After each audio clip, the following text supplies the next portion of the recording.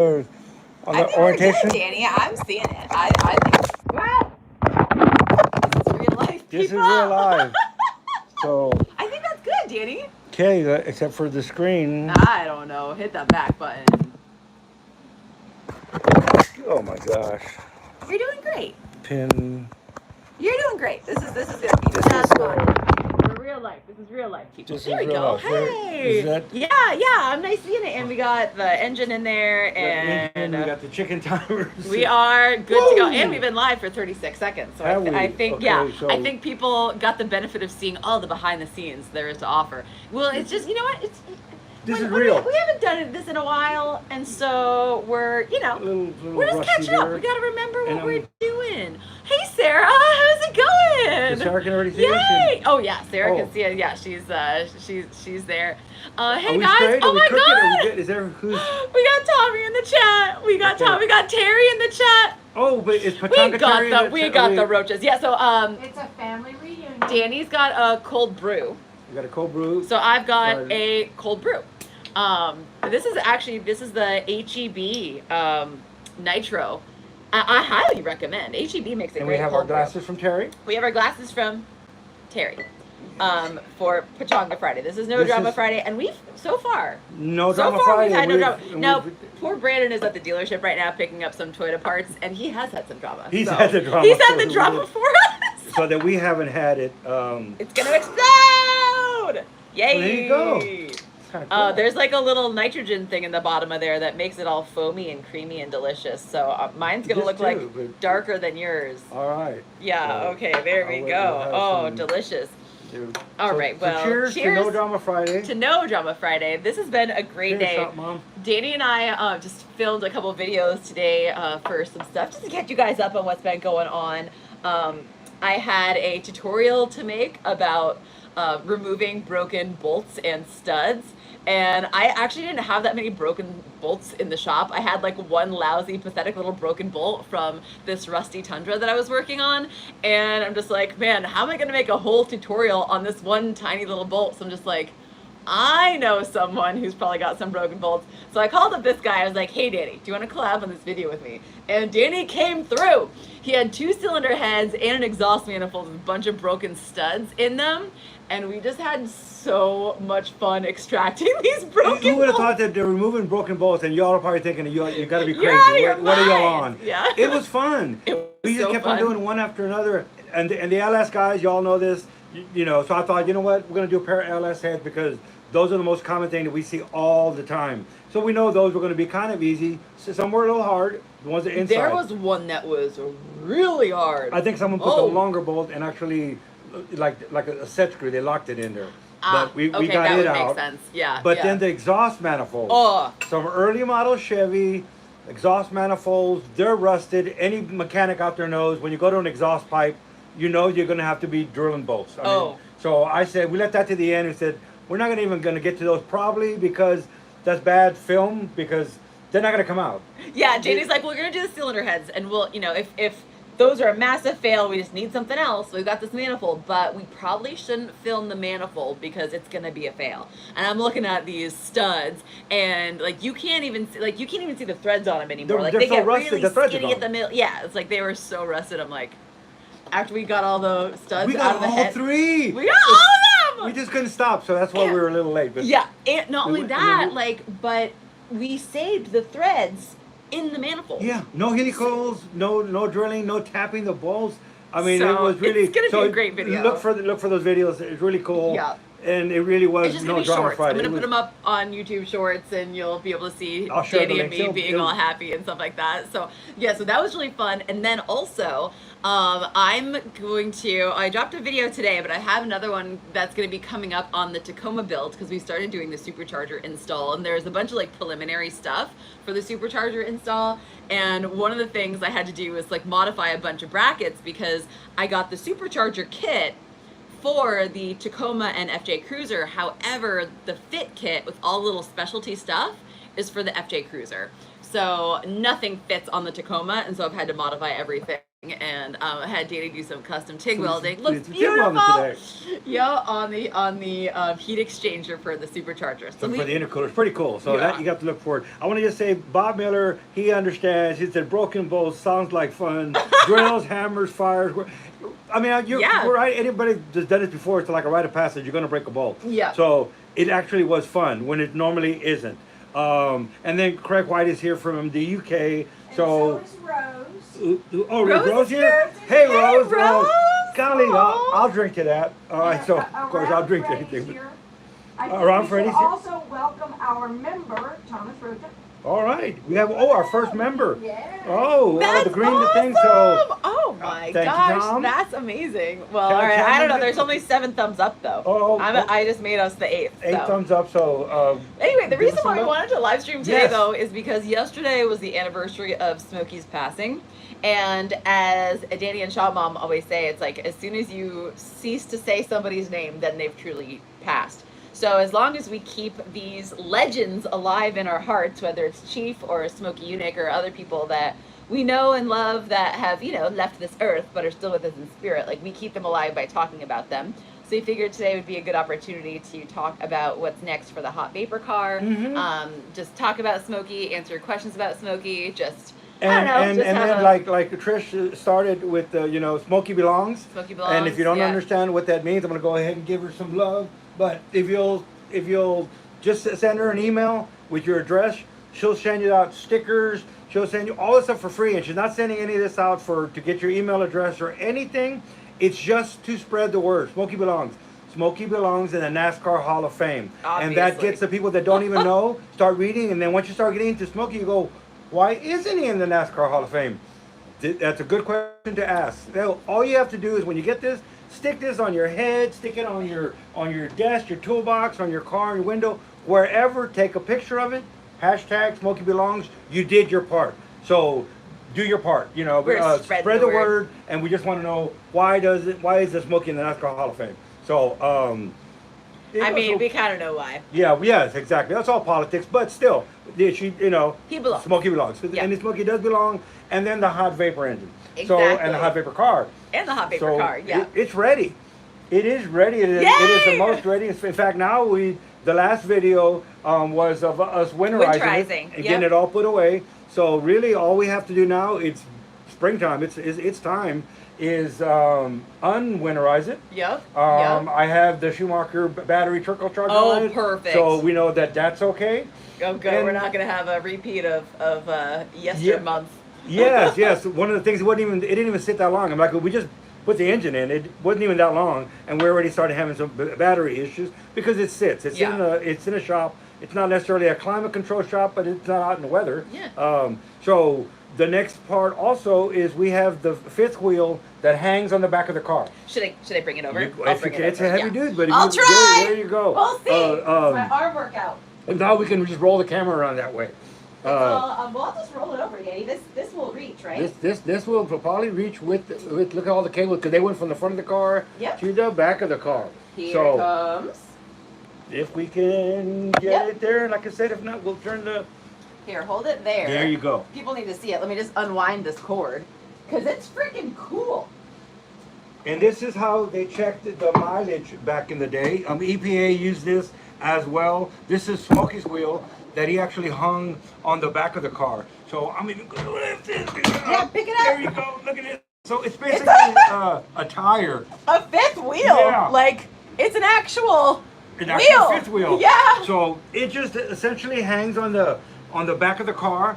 There's boxes that Smokey had. He had the analog, and then he went to digital. Of course, digital. We're moving up in the world. They're not digital like today's world digital, but he did more than one box. And the reason being is that he wanted to have multiple data so that he can just say there wasn't just one box. So he actually put 3 boxes and 2 different sensors on this setup. So he can get all of that in one drive. Car and Driver made him pull this off the car and put their wheel on. They said, no, you're not going to use your wheel because, Smokey, you can change stuff. So, right. Yeah, so he took this off, Car and Driver, cheating. and this is on the Plymouth. So they brought their wheel, put their wheel on. They didn't want Smokey to use his fuel, He had to use car and driver's fuel. All that being said, go read the car and driver article. It passed. It did exactly what it said. 250 horsepower, 54 miles per gallon with car and driver's wheel. What we're going to do now, because we're there, is we're going to restore the wheel. I'm going to put a new tire on it. The tire is pretty worn out. We don't want to have a blowout while we're pulling, pulling back. Yeah. So I'm going to detail it all out, clean it, and then we're going to hang it back on the car. The back of the car still has the plate. The bracket. Yes, The original bracket. where this that mounts Smokey right made. on it.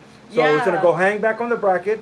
We found some holes that Smokey had drilled to run the wires through. Right. Yeah. When we were restoring. So we're gonna put this back on the car, and then we're gonna load it on a trailer. We need to find a track. Oh yeah. We still need to find something that's flat. Yeah. We need a straightaway. Yes. Exactly. We need and how? Well, I know we've got to do quarter mile and stuff too, but like how long will the track need to be? They're quarter mile testing. We just need a quarter mile. And with today's phones, you can generally go down the highway on a flat surface and do a 0 to 60 and a quarter mile. I don't know if people will believe it. So what we're going to do, because we have today's technology, back then it was, you couldn't smoke in mirrors or whatever. I even had I read something just yesterday about that's where probably smoke in mirrors came from. Smokey, so. But anyway, we have the ability to live stream it. So, we have the ability to not only film it, YouTube video it, all of that, and data it, but we can live stream it. Yeah, no cuts. Yeah, and we can do it at, I thought about, Hot August Nights or Roadkill or at one of a venue that has a lot of people. So, in other words, really cool. Share it with the public, do it kind of, so we're still thinking about that, but that's what's next. So we need to just take it out and show it off. And actually we gotta do get it testing. ready first. we gotta test it ourselves first before we hit a track. We do need. The one thing we did find, and I think it's on Faye's video, not on my video, one of your last ones, when you, on the vapor engine, when we pull the engine out, all of the brackets that we could see that Smokey had moved and modified. Remember the radiator bracket, because it's half a radiator. Yeah. There's one bracket underneath the car on the frame. Yeah. That we never found what went with that bracket. What is that? Yeah, it didn't. Sure. We didn't find what went to it, but it's obviously not Chrysler. We're still. And when me and Tommy went for our first maiden test drive voyage, we drove it twice. We actually slammed the engine onto the firewall. This thing has so much torque, and that was in second gear. I took off in second, and I just, I got to give it a little gas. And I want to show off my brother-in-law. I'm gonna show you. That thing is a beast. He's showing off with the Plymouth. People. Yeah, it just took off. But I actually slammed the engine down to the fire, and I just bam, and then I let off a little bit. We were moving, and so I don't take off in first gear anymore because there's no need to take off in first. So we took off in second, and then the gears have all been changed anyway. When I had the original engine in the car, it wouldn't even take off in first. I was going to get hit on 281 taking off. Because it's like, first gear is like taking off in second or third. It wants to stall. Because of the gear ratio. Yeah. But not with the hot vapor engine in it. So I got a feeling that bracket must have gone to some kind of torque strut somewhere. Got it. And so, but it's over there on the side of the engine, not in the center like most cars would have it in the center of the engine. Right. This is over by the tranny. So anyway, we got to do something. I got to put a tie strap or something to get that engine from moving. You could do like old school, like a chain. Yeah. So we do got to support the engine a little bit better. It has new mounts and it's in there, but man, that thing is a torque monster. I've got a spare torque strut from a Supra. Maybe we could retrofit on there or something. Put a Supra part on it. Okay, couple of things. Yes. Sure. Tom is pointing out that for miles per gallon, we're going to recreate the Southwest research tests. And he wants to do that around San Antonio, then around Loop 410. And Rose says, could you remind us of the mileage it got in its day? A car originally has 9,000 original miles because it's never even been tagged. It was sold to Smokey for $1. The mileage, the car gets 54 miles per gallon at 200 horsepower, 250 horsepower, right, Chop Mom? I don't even remember anymore. I'm losing my mind. But it's crazy horsepower, 1.8 horsepower per cubic inch. It's a Dodge 2.2 engine. Yep.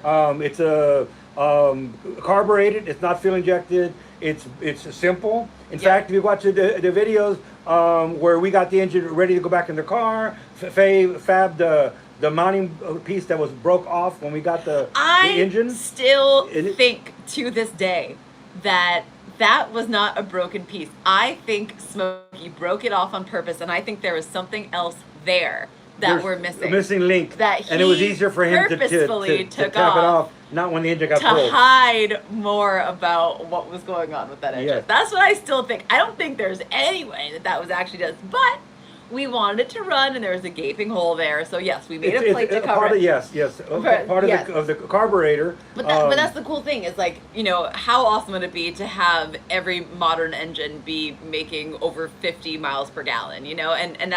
And right, not every single modern engine is going to be a 2.2 liter and be as simple and without all the crazy emissions crap that's on, like, you know, cars nowadays. But the point was, like, that engine was not that fuel efficient when it rolled off the showroom floor. It was actually. It got 30s, right? 32, 34 miles a gallon. But with Smokey's modifications, not only did it make more power, but it almost doubled its fuel efficiency. So that's kind of the cool thing. So imagine taking that technology and putting it on today's cars. You know, maybe you can get rid of a bunch of this useless crap that's, you know, And Smokey did prove that on all we have several engines. We have a lot of hot vapor engines. Right.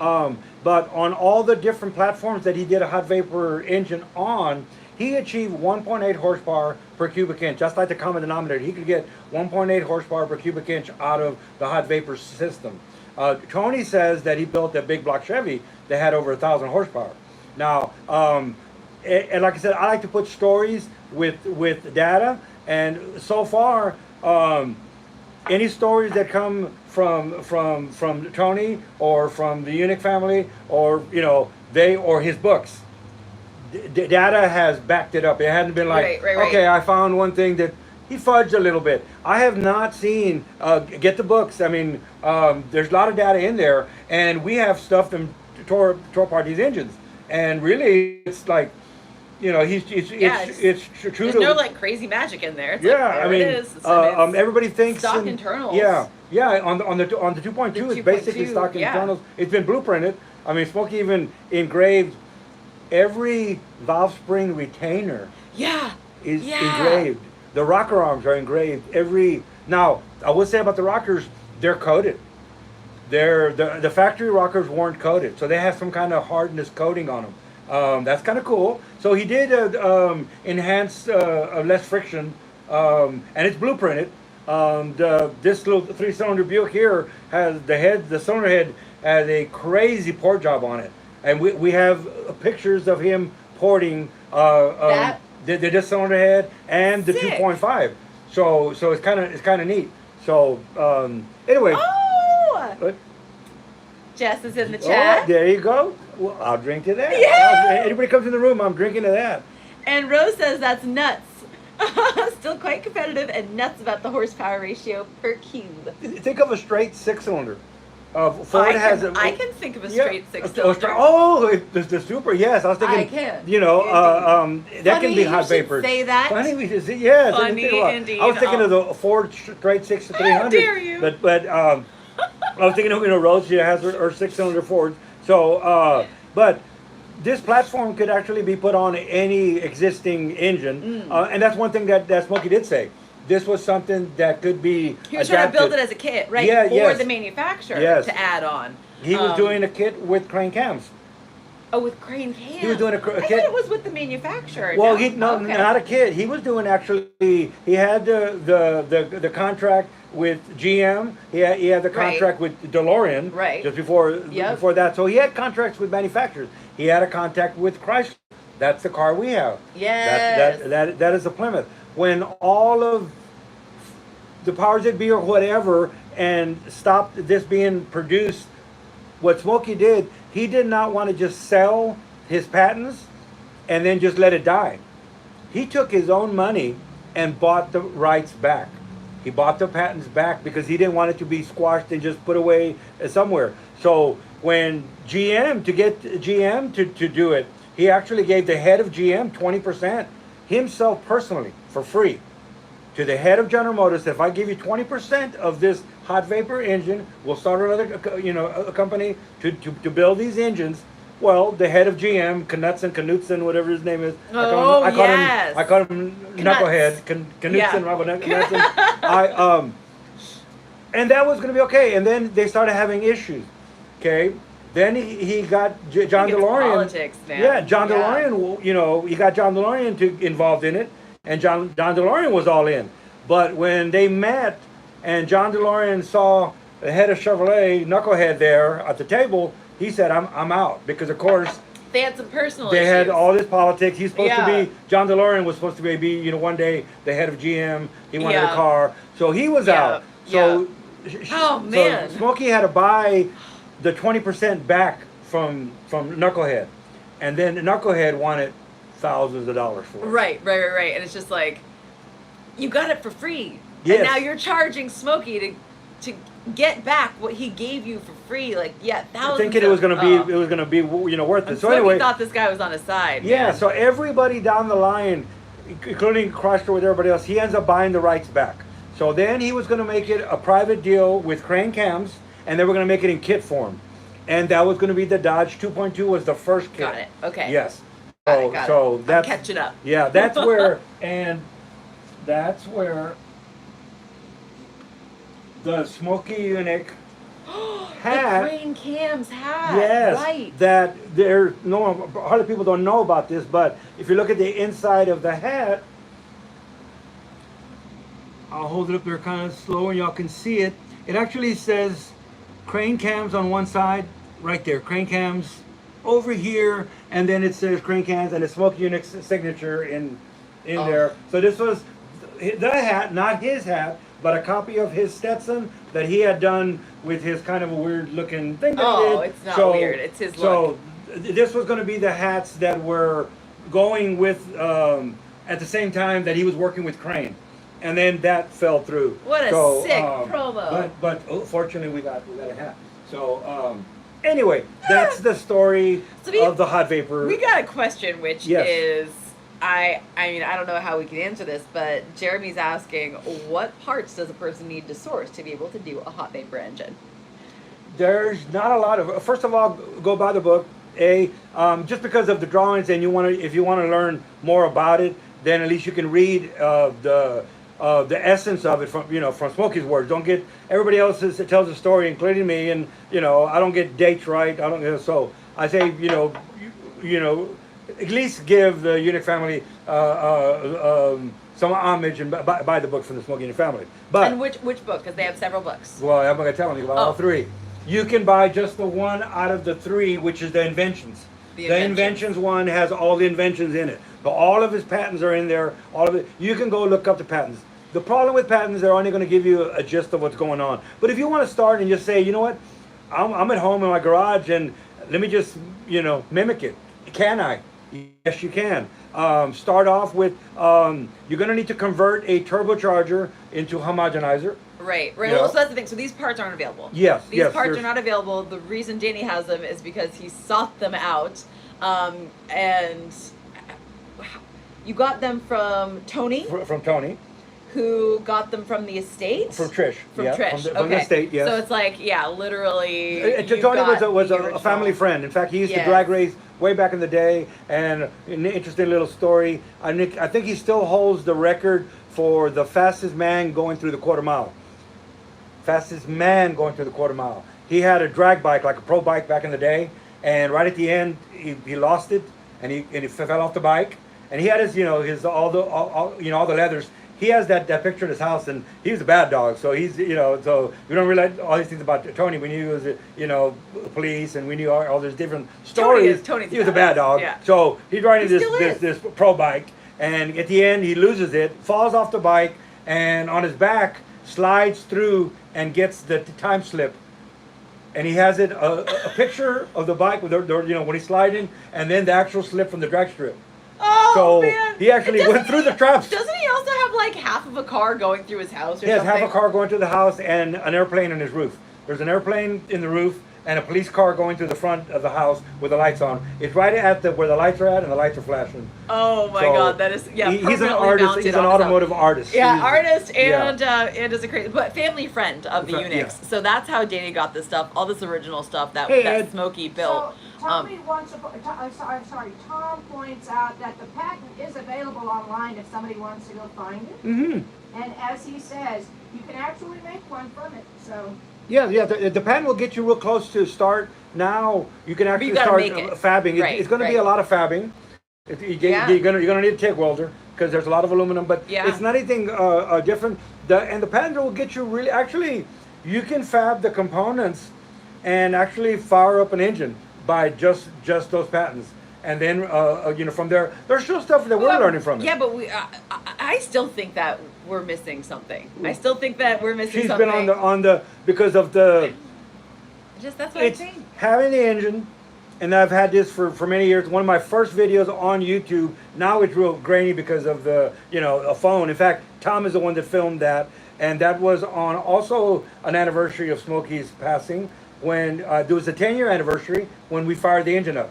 Yes. So on the 10-year anniversary, I restored the components that there was nothing wrong like blown up. It had sat in Daytona Beach, Florida, and it had a lot of corrosion on different coolant pipes and stuff. So I got it already, and that one is on YouTube. When we're done here, you can go watch it. And it's is that your first video? That's my first video on YouTube, and it's running on a stand. So I have it running on a stand. Years later, we find the car. Thanks to one of our customers, we had opened up here. He saw the engine. We got into Smokey Yunick. Next thing you know, he calls Shop Mom and says, "I found the car. It's on eBay."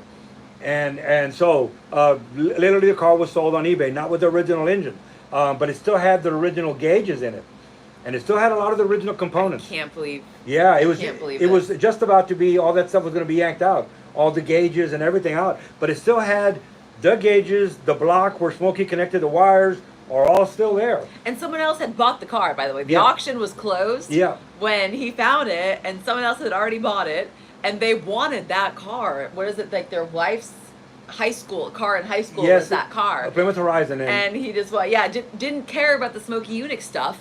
Just wanted a Plymouth Horizon in as good of shape.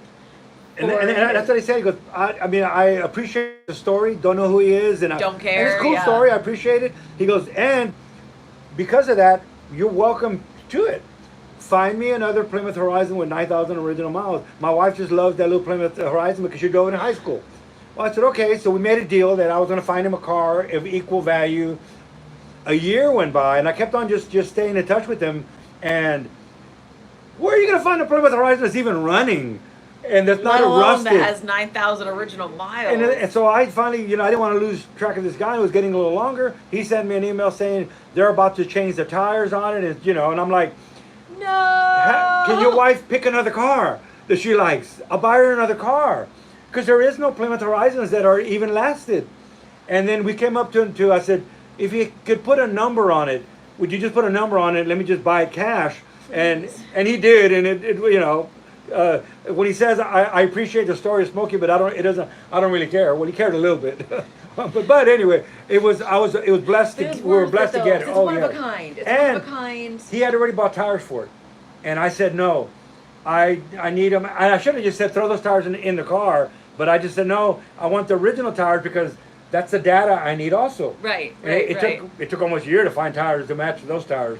They don't make those tires anymore, but I got them with the original tires so that we could actually see it's a Goodyear Viva or some tire. I love this. See, this is a real enthusiast, people. Like, this is a real automotive enthusiast who just loves the car, change the tires. Loves the history, and then Tom is dedicated to just redoing all these tests. And Tom did research. Smokey's Tom has gotten really involved and really did a lot of the data and finding dyno sheets. And people have been asking, I'll get into that. We have tons of dyno sheets. So it's not that we don't have dyno data, but it doesn't matter when you show them somebody, then they still, unless they can see with their own eyes, they think it's made up, even though it's notarized and signed from the John DeLorean estate. But and I understand it. There's so much fake stuff on the internet these days. I question everything myself. So that's all right. We're here to prove. If you go look up on YouTube, Dyno Days, and when you type in Dyno Days and you see Smokey Yunick, when you first start watching it, the first maybe 5 minutes, it's some guys from Sweden on an Impala.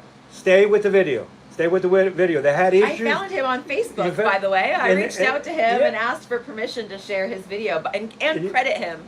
And he gave me permission to share the video. Yes, he's awesome. So he filmed the video. They came to the U.S. and filmed the video while they were getting help on the Impala. The hot vapor engine was there. The hot vapor car was there. They actually filmed it. And there's actual video of Smokey Yunick in the car in that Plymouth with his pipe doing circles or donuts or whatever in the car. Then one of the guys that came with the photographers and stuff, Smokey put him in the car, and he's doing a burnout, a crazy burnout. I know now with the torque, this thing can do it. So Tom reached out to him. He still has all of his video and black and white photos. He sent us a packet, sent it to Tom. Tom gave it to me, of a bunch of black and white photos.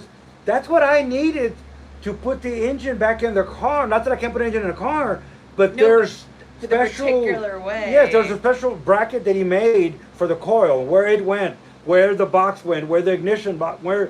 So by these black and white photos, and then I noticed there's some discrepancies of these photos that I can see the DeLorean in the background, and then I see these other photos, and they're at a different angle of the shop. So I asked Tom. Tom asked him about that, and he says we went back. He was such a nice guy. We had such a great time. He helped with the Impala. They started filming it. In fact, that guy ended up moving his shop to the U.S. Not the photographer and editor, the guy that actually built the engine. He's a real famous engine builder, and he ended up moving to Daytona Beach, Florida. Now he's passed, but he said we went back more than once. So I had the ability to go, oh, I can see what Smokey changed on version 1 and version 2. So right now what we have is what we believe is version 2 of the last time that they took pictures of it. So without those photos, it really was going to be, it was definitely. guessing. I want to call your attention to Tom's comment. Yes, We have it's an Boston. eyewitness to the original test, one of the fuel engineers that did the test at Southwest Research Center. Awesome. And We he need does- to interview him. He does name our friend in Sweden. Yes, We need to. there's a Boston from Sweden. Yes, that's and him. We actually had, we actually met with the emissions engineer from Southwest Research, who worked on this project, and Smokey didn't, I don't want to say get on a lot of people, but he didn't just, chit chat a lot. Yeah. He didn't like people asking dumb questions. Yeah, well, he got along really well with his emissions engineer.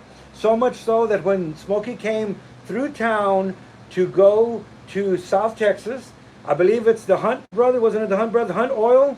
Or, that sounds familiar from the books. Yeah, well, they were going to invest in the hot vapor engine. Right. So as Smokey was going down, he picks up him, and they drove all the way down and chit chatted all the way there, all the way back, and then we met with him. He brought a folder with a lot of the original photos with him and Smokey and the car at Southwest Research, the DeLorean at Southwest Research. We need to get this guy here. We need to interview him. We need him to tell his. We need his testimony. We need his eyewitness testimonial. Melvin, there's his. So he's saying What's Melvin. that? So Melvin is the gentleman, and Tom, didn't Melvin just pass? Yes.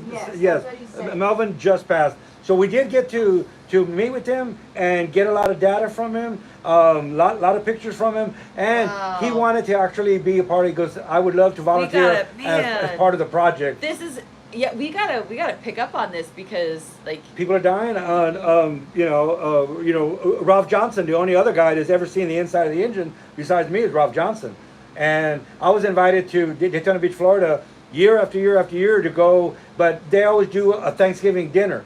And it's like, well, we do Thanksgiving with our family. Hey, I should have stopped one Thanksgiving and gone down and met with them. But Tony has met with them and got a lot of data from them. So yeah, we can also always interview Tony too. Oh yeah. He's a wealth of information, and everything that Tony has told us, like we've been able to back up. Like Tony's a straight shooter. Every time that Tony comes and visits the door, that's the door that was in Smokey Yunick's shop, and that last time Tony came and he gifted us the They door. can't see it, so Danny. we can't see the darn door. Look at the door. That's the most famous door that no one went behind. No admittance. Okay, but tell the truth, Danny. As soon as you got that door, you went behind. As soon as we unloaded the door from the trailer, and Tony comes with a big black trailer that says Smokey Yunick on it, and we unloaded. The first thing I did is I turned the knob and I went behind it. Oh. That's the first thing I did. Sounds like how people respect the "Do Not Disturb" sign on my shop door. Yes. They don't. That just means It means You know what I there's mean? something Gonna disturb. special behind There must be here something I gotta that see you behind want it. to see that you're not allowed to see, so you're just gonna walk in. Is there a Brandon at the door? No, that's a Charlie. Oh, it's a Charlie. Oh, we're still waiting for a Brandon then. We're waiting for a Brandon. Brandon So waiting for is Brandon, does getting any- my parts. Yeah, yes. Well, He's actually, bringing some part- of his parts, some of my He's parts. doing a Toyota hot run. Yep, and a part for Charlie. So. Anybody? Do we miss any questions? Any? But you did note Tom's comment that Melvin did send pictures and a copy of a report. Oh, okay. A copy of a report. What kind of report? Melvin was the fuel engineer at Southwest Research. Who's no longer with us. Yeah, okay, but we got have a his copy data. of the report. We have this data, Oh, and man, he was too a bad we missions couldn't guy. interview him. Yeah. Well, one of the stories they told us when we met with him, the car comes in. It almost passes all of the criteria. You know, they have cold start. You know, Oh, yeah. dyno, you have Oh, cold yeah. start Yep. that you can only get once when it's cold. Yep. And they're Once a checking day. for CO2, NOx, and everything. And then they have it on the track time. Well, the track is set up to do left turn. It's actually like a copy of the EPA test track. That's what Right. the Southwest Research uses. They Right, and it's all on their campus. yeah, It's- and they actually have that. That's what Tommy's talking about. They actually had a track on 410 that they would do that. They knew that how long it took and get. So we need to just find that map. Tom, get us that map, and we'll go around 410 waving at everybody. Yeah. And when they had a professional driver, and actually back then it was a Right. professional race car driver that did these things. Now it's all digital, and you can repeat. Back then it was really hard. That's why you had a professional driver that had to hit that RPM, that certain speed, and when you go into the turn and going accelerating back, had to be copied. That's why they did like 6 times around and get the average, you know. But this guy was really, really good. Well, there was one spot when he let off of the fuel, not accelerating, not anything else, decelerating around a turn. The CO2 would go up. The hydrocarbons would come up. So it wouldn't have passed the emissions test at that spot. It passed everything else. They got the cold start. They got everything. But because people think that you get more fuel when you accelerate. When you accelerate, the engine is burning the fuel. When you let out of the gas, for a moment in time, the intake manifold is full of gas, and that's what's going to kill your emissions testing. All right? That's why an injector that can get closer better than having a manifold full of gas. So it's really difficult, especially when you decelerate. Smokey picks the car up, leaves, comes back. I think he said the next day. So he did it in the hotel, did it whatever. Put the car back on the track, and it passed. And it passed. We have the data. We have even those tests. And the next test that it comes back, it passes. And do you have any idea what he did? well, the emissions guys that were there all went around and asked Smokey what he did. Smokey didn't answer questions. Smokey asked the questions. Like what Melvin said, he didn't talk to many people. He didn't know. Because Melvin was like, oh, did you do this? And you did. And they were all like in a group. And, so you must have done this. Even if they got it right, what he may have done, Smokey was... He didn't tell anyone? Because no, he wasn't going to tell you what he did. So they didn't know what he did, but they couldn't believe it because what they said was, it can't be done. You cannot change one spot of the fuel curve without changing everything. It's a carburetor. It's a needle in a seat. It's not like fuel injection. You were tuning on the dyno. Yeah. You can go to any cube you want. Yeah. And you could lean it out. You could richen it up. So right. You can pinpoint. You can pinpoint any spot. Right. And so to pass the test that EPA is testing, and you don't pass it right there, you get the laptop out and pull fuel out. I mean, it's with fuel injection you can do it. They're like, how did you do it with the carburetor? And you didn't change any of the other figures. So they're like, everything else is the same. Whoa. How did you just fix this one spot? Remember the needles that were ground down real thin? Like a sheet of paper on this side, but real fat on that side? So they didn't know. So you don't know? We don't. Well, he wouldn't tell them. He wouldn't tell them. We don't know. We have the engines. So now we got to just put some of these engines on the dyno and do fuel data on them to find out what kind of fuel. What we're going to do is we're building a modern hot vapor engine. back then, I get it. There's all kinds of conspiracies or whatever, whatever. Let's forget all about that. But I do get that we the people, did not have Smokey Yunick in our passenger seat.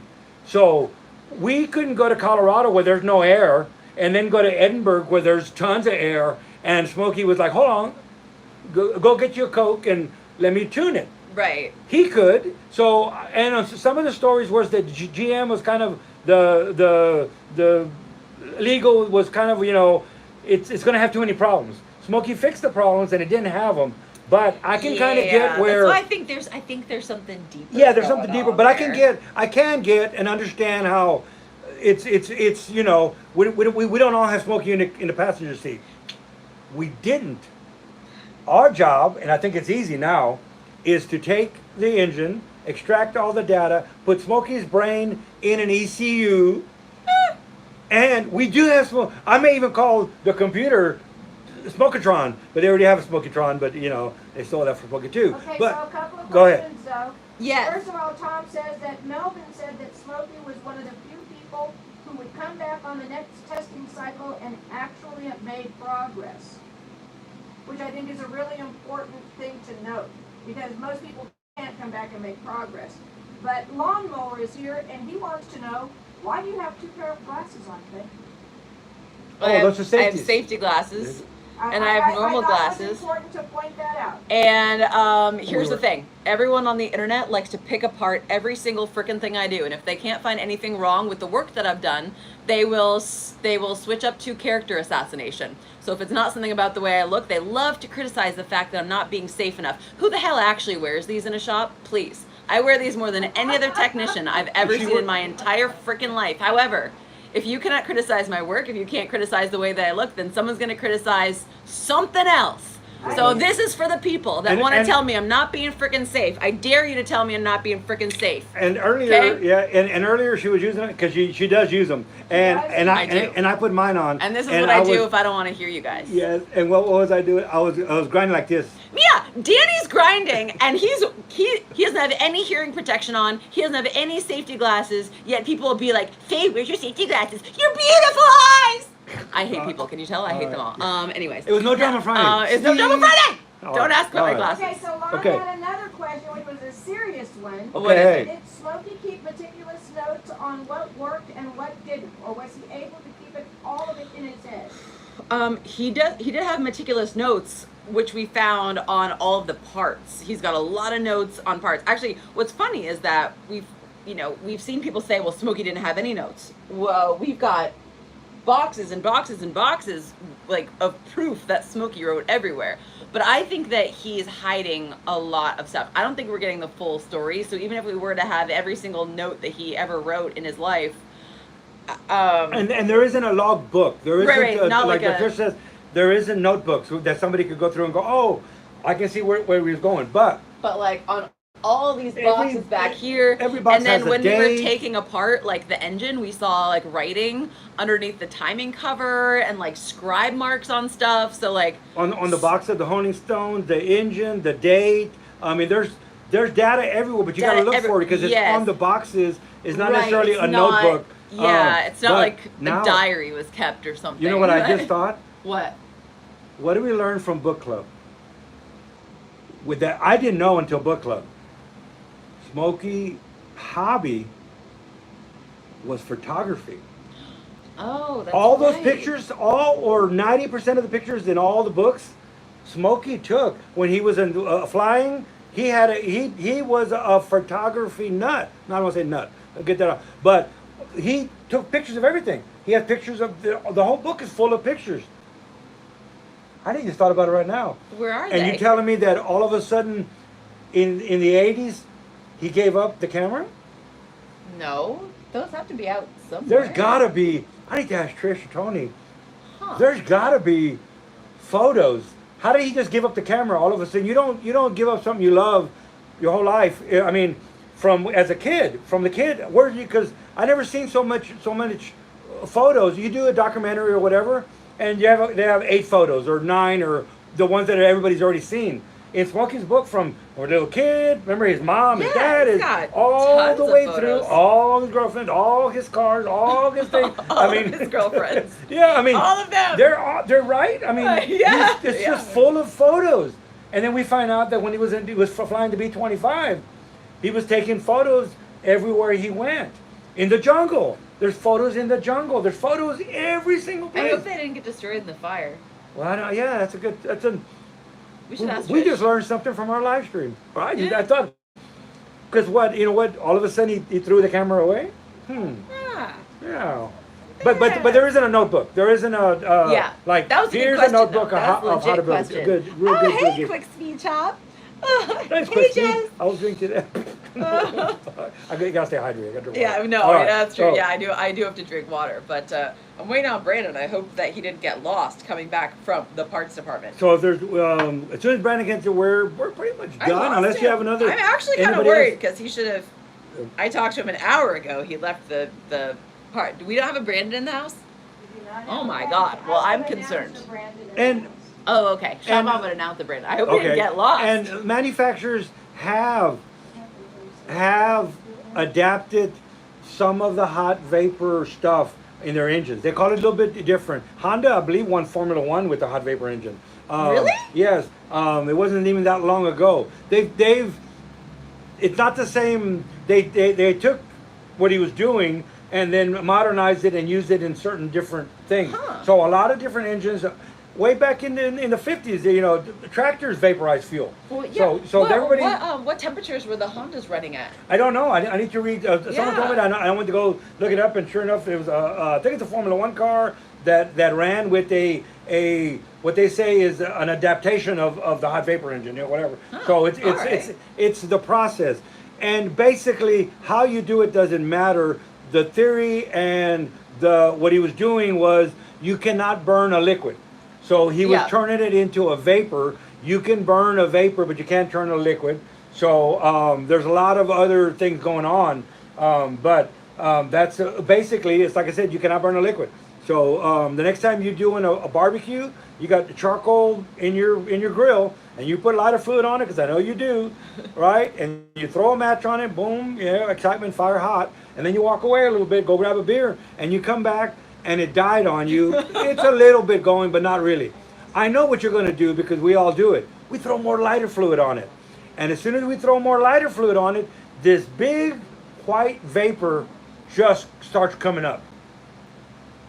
Get a match, stand back, and toss that match close to the grill.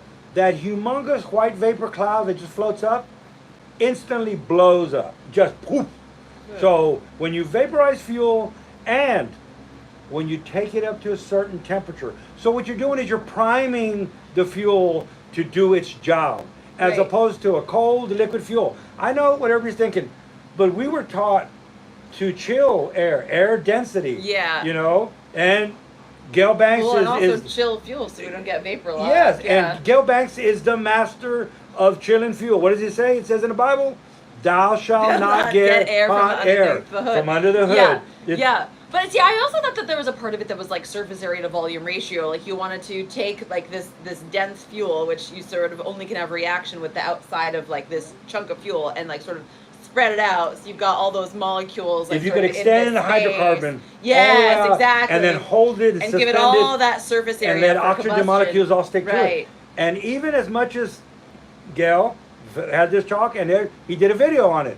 So even as much, he talks about there's always an example to a rule, and he mentions Smokey and the hot vapor engine. Yes, he talks about it. When was that? Tom says he is just talking theoretically. Don't try that at home. Yeah, okay, all right, yes, disclaimer. Don't go doing that on your barbecue pit. Thanks, Tom. I'm going to have all these people sending me the pictures with no eyebrows. Yeah, let's not do that. Yeah, let's not do that. But Smokey does give homage to Smokey, Gail does give homage to Smokey Yunick. They're real good friends there. And if Gail Banks tells you that Smokey was the real deal, and that goes against all normal thermodynamics. We're not in the normal thermodynamics world, everybody. Most people that have issues with this engine, and I say most of them, and I'm gonna tell you right now. Right when I go, you studied thermodynamics, didn't you? You're a thermodynamics engineer, aren't you? Because they're the ones that just can't handle it. Even when you, like Smokey, bring it down to the common denominator and how you need to think this, he's not. I mean, in other words, that's the hardest people that can't. Their professor told them that this wasn't going to work. So, right. yeah. No, for sure. It's like you've got to be able to expand your way of thinking, right? You can't just like box yourself in with the rules that you've been taught. You got to just like test those rules and check those rules, because a lot of times those rules are just a generalization of most of the time things work this way. So you can make that assumption, but you can't always. So Bruce Lee got it. Yeah. Be like water. Yeah. And that's exactly what we're talking about in the fuel, right? So now you got to go look at what Bruce Lee's like. Be like water. Water can be soft. Water can be soft. Water can be hard. Water can be hard. Especially here in the hill country. Right. You're thinking, water can be light. Water, if heated, can be a vapor. It can be super light. It can be super right. It's water. If cold, freezing, it can get dense and it can get hard as a rock. Well, if water can change with thermodynamics, learn thermodynamics, how in the world can Bruce Lee understand, and thermodynamic engineers just cannot understand? You keep on running the numbers at fuel, hydrocarbons, at ambient air temperature. That's enough of a clue. All right. Alrighty. Well, is that a Brandon? I'm distracted. Clock? I don't know. But either way, I said I'd be here for half an hour, and it's not a Brandon, but it is time to wrap things up. It is definitely time to wrap things up. It is a Friday. I got a heat exchanger to install, and I'm worried because it's been over an hour, and that should have taken him only like 35 minutes. So I got to figure out what's going on. Make sure he didn't break down. He's driving hoopty right now. Yeah, so we may have to go do a rescue mission. We're gonna have to do road car rescue, whatever. So, all right. Well, thank you so much for watching, you guys. Everybody, modern aluminum hits can handle that heat. Sarah, Texas Hot Water, John, 360, Smokey was the real deal. Even engineers said it was brilliant and worked. Yes, even GM engineers did say it was real and it I like worked. that username of indirect connection. Indirect connection. It reminds me. I mean, I don't know if he's doing a play on words with the direct connection. What is it? Dodge Mopar direct connection is when they install the upgraded parts like by the factory, but it's like all their like supercharger stuff and like high performance stuff. Am I getting that right? I'm not an American car girl, so I'm trying. But all right, you guys. Well, thanks so much for watching. Yes. Peace and assembly grease. Peace and assembly grease, and this has been fun. It's been fun. Thank y'all. We're out of here. Bye. Have a good Friday. I can't hit it through your screen.